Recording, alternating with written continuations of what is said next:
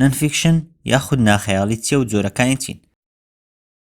نەنفیکشن یاخود ناخەیاڵی ئەو بەرهەمە ئەدەبی و هونەریان دەگرێتەوە کە لە ڕاستەقینەدا سەرچاویان گرتووە یاخود باس لە حاڵەتێک و بارێکی ڕاستەقینە دەکەن.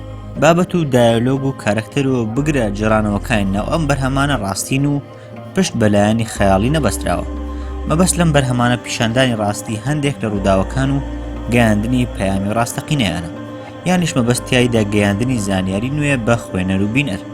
ناخەیاڵ بە هەمان شێوەی خەیاڵ لە سینەما و ئەدەبدا بە سێ شێوە بەرهەم دەهێنرێت: کورتە چیرۆک یان کورتە فیلم، کورتە ڕۆمان یانیش ڕۆمانی درێژ و فیلمی درێژ. بابەت و جەختی ئەم ژانرە لەسەر 5 لایەنە. یەکەم ژیاننامە، ئەویش ئەم بەرهەمان دەگرێتەوە کە جەخت لەسەر ژیاننامەی کەسێک دەکەنەوە و ڕووداوەکانی ژیانی ئەو کەسە باس لێوە دەکەن. دوو جۆر ژیاننامەش هەن: بایۆگرافی، ئەوانن کە باس لە ژیانی کەسێک دەکەن کە لەلایەن کەسێکی ترەوە بژێردرێتەوە. لەلایەکی تر ئۆتۆبایۆگرافی هەیە کە ئەویش باس لە ژیانی کەسێک دەکات کە لەلایەن خۆیەوە بژێردرێتەوە. دووەم لایەن ڕۆژنامە و گۆڤار، ئەمانش تەنها لە بەرهەمە نووسراوەکاندا هەن کە هەواڵ و زانیاری ڕۆژانە و هەفتانە بڵاو دەکەنەوە بە مەبەستی ئاشنابوونی زیاتری خوێنەر بە ڕووداوەکانی دەوروبەر. سێەم یادگاری نامە، تۆماری ژیانی ڕۆژانەی کەسێکە کە تەواوی باس و بابەتە سەرچیەکانی ڕۆژی تێدا تۆمار دەکرێت. دەکرێت لەگەڵ ژیاننامە تێکەڵ بکرێن و بکرێن بە فیلم.